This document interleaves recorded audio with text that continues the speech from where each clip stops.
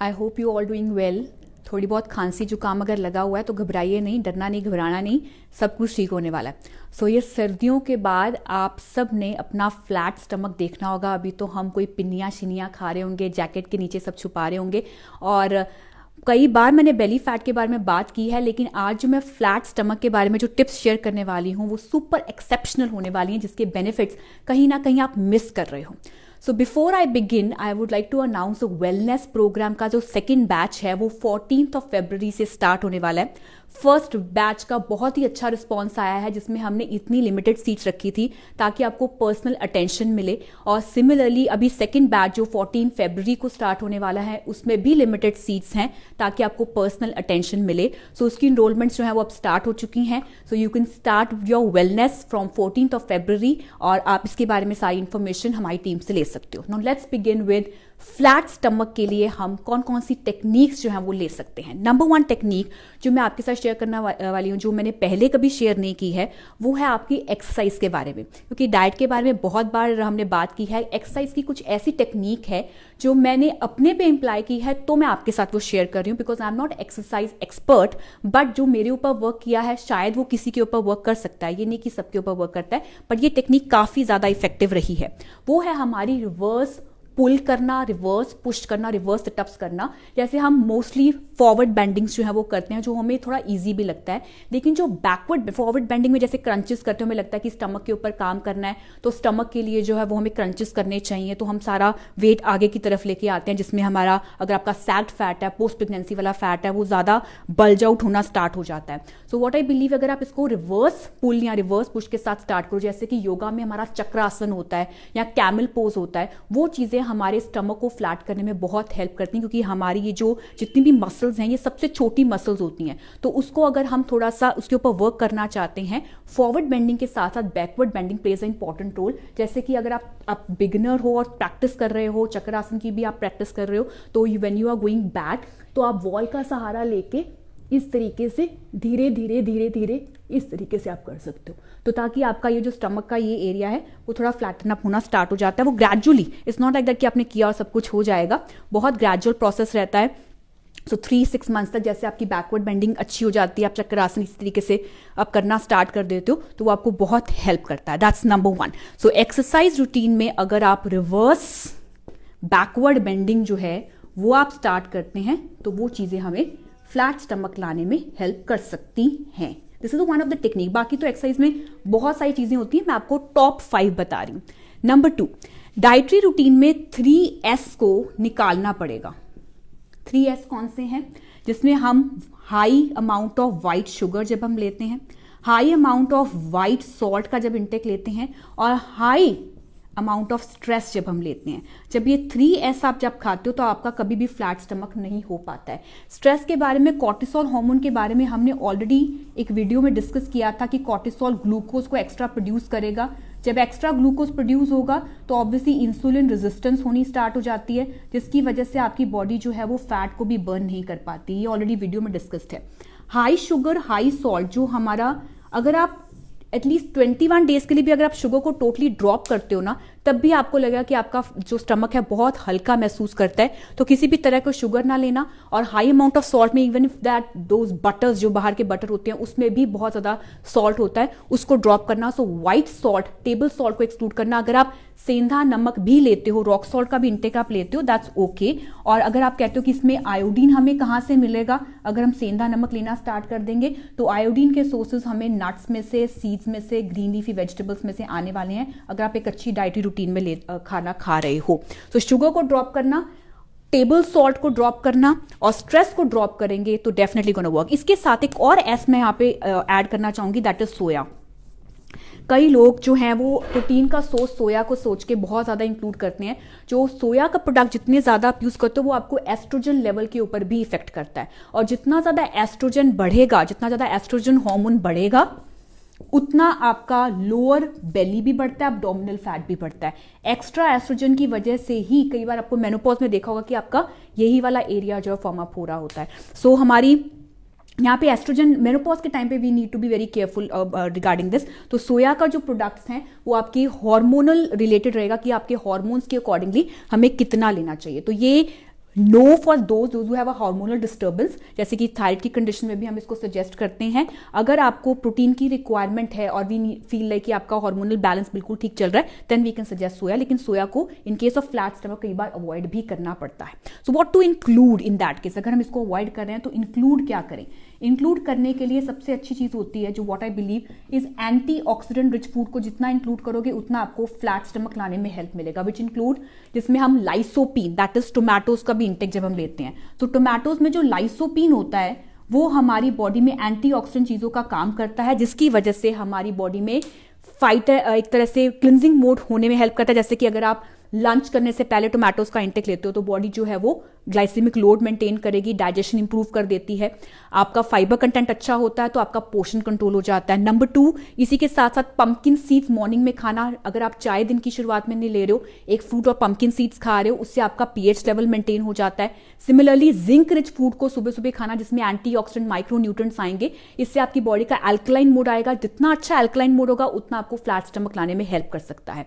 सो जिनको hormonal disturbance की वजह से ब्लोटिंग रहती है, जैसे कि आपको लगता है कि पीरियड्स के आसपास आपका स्टमक सबसे ज्यादा फूल जाता है और आप पूरा महीना ठीक रहता है, लेकिन जैसे पीरियड्स आने वाले होते हैं 10-15 दिन पहले तो वो आधा महीना जो वो ब्लोटिंग और हैवीनेस में निकलता है। So in that case we always suggest कि आप अपनी पीरियड साइकिल से पहले 15 दिन पहले जो है एंटीऑक्सीडेंट रिच फूड तो पूरा लाइफ में आपने लेना ही है, साथ ही साथ में कुछ हर्ब्स को भी इंक्लूड कर सकते हो जिसमें आयरन रिच फूड होना बहुत जरूरी है। जैसे कि अगर आप if you are including figs, अंजीर को जब आप खाते हो, भिगोई हुई अंजीर को जब आप खाते हो, आपके हार्मोन्स बैलेंस करने में वो बहुत हेल्प करता है, जिससे आपको ब्लोटिंग नहीं रहती है, पीरियड से पहले आपको ब्लोटेड फील नहीं करोगे। काला मनक्का, ब्लैक रेजिन का अगर आप इंटेक लेते हो, फिग का intake before periods, black resin का इंटेक, काले मनक्के का इंटेक सोक्ड फॉर्म में अगर हम इसको यूज करते हैं पीरियड से पहले, तो आपको ब्लोटिंग वाली जो वो फ्लैट स्टमक हम भूल जाते हैं 15 दिन के लिए, तो वो आपको हेल्प करेगा। सो मैं पूरा डाइट तो नहीं मैं आपको यहाँ पे बता सकती कि इसमें क्या क्या इंक्लूड कर सकते हैं, जैसे मैं पौंचा फड़ाया था तो उसी बाँ फाड़ लेनी है। सो मैं थोड़ा सा I am just giving you little view कि ये चीजें अगर हम इंक्लूड करेंगे तो वो हमें बहुत हेल्प कर सकती हैं। बाकी बहुत सारी और चीजें भी होती हैं, लेकिन बेस्ट जो आपको मैं बेस्ट जो कंसिडर किया जाता है as a most important tips मैं वो आपको इंक्लूड कर रही हूँ। नंबर 3, इसके अलावा और क्या करना चाहिए? नंबर 3 ये है कि भूखे मत सो लेकिन खाली पेट सो। मतलब भूखे नहीं सोना है, डिनर आपने जरूर करना है लेकिन डिनर को अर्ली करना है। मतलब भूखे हंगर होके नहीं सोना है, एम्प्टी स्टमक सोना है, खाली पेट सोना है, ताकि जितना आप अर्ली डिनर्स करोगे ना सुबह उतना फ्लैट स्टमक होगा। एज पर माई एक्सपीरियंस, जितने भी हमारी फैमिली के मेंबर्स हैं, दैट मीन्स हमारे क्लाइंट्स हैं, तो उन्होंने जितने भी पेशेंट्स एंड क्लाइंट्स के साथ हमने डील किया जिनका अर्ली डिनर्स का रूटीन रहा है, जो कि भूखे पेट नहीं सोए हैं लेकिन खाली पेट सोए हैं, सोने से 3 घंटे पहले जिनका रूटीन कवर अप हो जाता है, तो उनकी बॉडी रिकवरी मोड पे आने से they are ready to start their day in a well balanced way. That means हमारी बॉडी जो है वो रिकवरी के लिए स्टार्ट है, तो अगले दिन आपको फ्लैट स्टमक दिखने वाला है। सो अर्ली डिनर्स, भूखे नहीं सोना है लेकिन खाली पेट सोना है, सोने से 3 घंटे पहले आपका डिनर होना जरूरी है ताकि बॉडी बाद में रिपेयर करे, लिवर को टाइम मिले, डाइजेशन ओवर हो चुकी है, लिवर को रिकवर करने का टाइम मिले, ताकि गाड़ी पूरा दिन चल चुकी है, अब पार्किंग में गाड़ी लगी है, इंजन ठंडा हो जाएगा, इंजन ठंडा होगा तो अपने आप थोड़ा फ्लैट होएगा। ठीक है, मुझे पता है बार बार मेरे स्टमक को देखे जा रहे हो। सो नंबर 4 नेक्स्ट आता है हमारा कि this is the most important point जो मुझे लगता है कि हम बहुत ज्यादा इग्नोर करते हैं। हमारा जो सबसे बड़ा एडिक्शन आजकल चल रहा है वो क्या है? मैंने छुपा क्यों लिया, क्योंकि मैं बताने वाली हूँ, क्योंकि मैं बता रही हूँ आपको the most addiction, the most of the common addiction जो कि हमारी पूरी बच्चों से लेकर पूरी सोसाइटी में फैल चुका है, वो है हमारा डोपामिन हार्मोन। मतलब हैप्पी हार्मोन रिलीज होता है हमारे, जहां से आप मुझे देख रहे हो, है ना, मोबाइल्स में से। ये मोबाइल्स जो कमबख्त ऐसी चीज है जिसको एक बार देखना शुरू करोगे, एक रील एक वीडियो देखना स्टार्ट करोगे तो वीडियो का टाइम जोन देखते हैं कि कितने टाइम पे खत्म होने वाला है, तो उसको देखते देखते देखते देखते हम कहाँ पहुंच जाते हैं। प्रॉब्लम इससे क्या होती है कि हमारी बॉडी में ब्रेन और गट, एक यहाँ पे मैं बता रही हूँ, ब्रेन और गट के बीच में एक वेगस नर्व होती है। वो वेगस नर्व का जो कनेक्शन होता है ना, वो हमारी बॉडी को बताती है कितने टाइम पे आपने खाना खाना स्टॉप करना है, कब आपको भूख लगनी चाहिए, कब आपकी बॉडी जो है वो मूवमेंट के लिए डिमांड कर रही है। जब ये वेगस नर्व का कनेक्शन ड्रॉप हो जाता है तब हमारी बॉडी में जो है वो ब्लोटिंग, हैवीनेस, क्रेविंग, ज्यादा खाने की इच्छा, एपेटाइट मैनेजमेंट ना होना, वो सब प्रॉब्लम आती है। वेगस नर्व का कनेक्शन क्यों ड्रॉप हो रहा है? क्योंकि आजकल हम मोबाइल्स इतने ज्यादा यूज कर रहे हैं कि डोपामिन हार्मोन जितना ज्यादा रिलीज होता रहता है, हैप्पी हार्मोन रिलीज होता रहता है, हमें लगता है थोड़ा सा और देख लेते हैं, इसके आगे और क्या है, इसके आगे क्या है, और किसने क्या डाला है। ये सब चीजें देखते देखते आपकी बॉडी में डोपामिन हार्मोन का रिलीजिंग पावर एक्स्ट्रा होने की वजह से भी हमारी बॉडी में वेगस नर्व का कनेक्शन जो है वो ड्रॉप होता चला जा रहा है, तो जिसकी वजह से डाइजेशन भी स्लो डाउन होती है। सो मोबाइल को जब भी आपने चार्जिंग के लिए लगाना है, this is also second point related to mobiles, mobile को कम यूज करना चाहिए। बहुत कॉमन चीज है कि कम यूज करो, कम यूज, लेकिन कम कैसे यूज करो उसका एक विंडो डिसाइड करो कि कितने से कितने बजे तक आपने मोबाइल को यूज करना है। जब आपका काम चल रहा है तब आपने कुछ यूज करना है, रात को सोने से 1 घंटे पहले ड्रॉप किया, सुबह उठते 1 घंटे पहले तक, 1 घंटे उठने तक आपने बिल्कुल मोबाइल्स को यूज नहीं किया, और जब यूज किया तो अननेसेसरली स्क्रॉलिंग नहीं करते रहे, वेले बैठे हैं तो बस ऐसे नहीं चलता रहना चाहिए कि एम्प्टी स्क्रॉलिंग चलती चली जा रही, जिसकी वजह से आपका ब्रेन का कनेक्शन आपकी गट से ड्रॉप हो रहा है और आपको पता नहीं चल रहा है कि आपका एपेटाइट कैसे मैनेज होना चाहिए, वहां पर प्रॉब्लम आ रही है। तो उसको ड्रॉप करने के लिए विंडो डिसाइड करो कि जब आप एक्स्ट्रा देख रहे हो तो drop it there and then.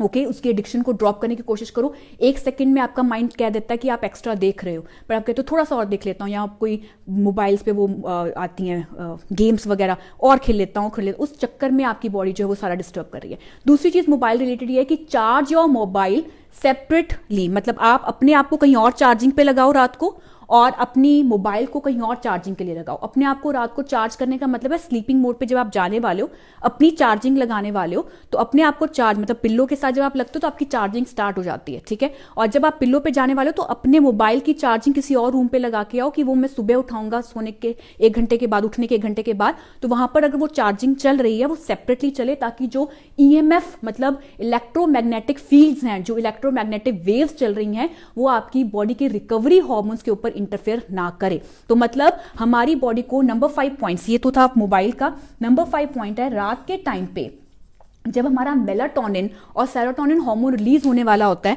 उस टाइम पे अगर आप अपने मोबाइल की चार्जिंग सेपरेटली लगाते हो तो हमारा बॉडी एक सिग्नल दे देता है कि अब मैं सोने के लिए जा रहा हूं, मेरी बॉडी को कोई ब्लू लाइट नहीं मिलने वाली है। तो रात के टाइम पे जब आप मेलाटोनिन सेरोटोनिन हार्मोन रिलीज होता है रात के 10 बजे के टाइम पे, उस टाइम पे जब आपकी फर्स्ट वेव स्लीप की आती है, अगर आप सारा चिट्ठा बंद करके सोते हो, चिट्ठा मतलब पूरे दिन में जो भी काम आपने किए थे और जिसके बारे में आपका ब्रेन सोचे चले जा रहा था, अगर वो चिट्ठा बंद करके पूरा अपना ब्लैक बोर्ड साफ करके सोने वाले हो, तो फिर तो आपको नींद अच्छी आएगी, जिसकी वजह से रात को जितनी अच्छी नींद आएगी, जितना रिकवर कर पाओगे, तो सुबह फ्लैट स्टमक डेफिनेटली होने ही वाला है। तो अगर आप अपनी नींद डिस्टर्ब कर रहे हो क्योंकि आपने रात को फॉरगिवनेस नहीं दिया, मतलब आपने ना तो अपने आप को माफ किया ना किसी और को माफ किया, जब आप पूरे दिन में किसी चीज के बारे में चिंता थी, उसको फॉरगिव करो, उसको मतलब सोच, अगर आप कहते हो कि आज जो भी हुआ उसके लिए मैंने माफी मांगी और मैंने उसको भी माफ किया और भगवान को किया, क्योंकि मैंने तेरे बनाए हुए बंदे को माफ कर दिया तो तू मुझे भी माफ कर दे। तो क्योंकि हमने जब किसी को माफ किया और भगवान ने हमें माफ किया, तो क्या होता है कि हमें भगवान का फेवर लेने के लिए उसको प्रेयर नहीं करना पड़ता है,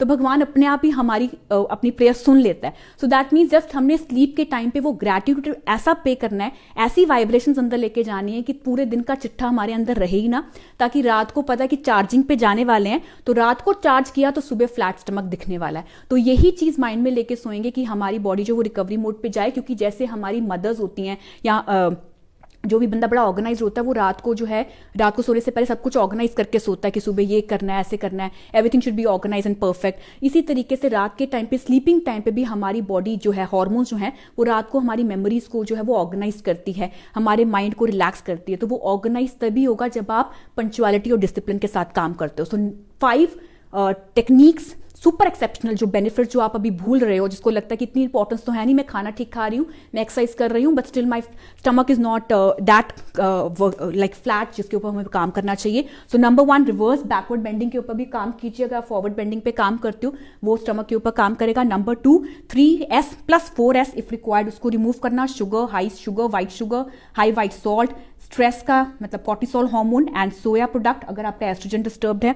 नंबर 3 अबाउट योर, कि खाली पेट हम सोएंगे लेकिन भूखे नहीं सोएंगे, क्योंकि हमारे इंडिया में कहा गया कोई भूखा नहीं सोना चाहिए, है ना, पूरे वर्ल्ड में कहीं भूखा नहीं सोना चाहिए, लेकिन खाली पेट जरूर सोना चाहिए। नंबर 4, मोबाइल्स की चार्जिंग अलग अलग जगह पर लगाओ, अपने आप को अलग चार्जिंग, कहीं और मोबाइल कहीं और चार्ज होना चाहिए। और एम्प्टी स्क्रॉलिंग मत करो, बार बार इतना मोबाइल्स मत देखो कि ब्रेन गार्ड का वेगस नर्व का कनेक्शन ड्रॉप हो जाए।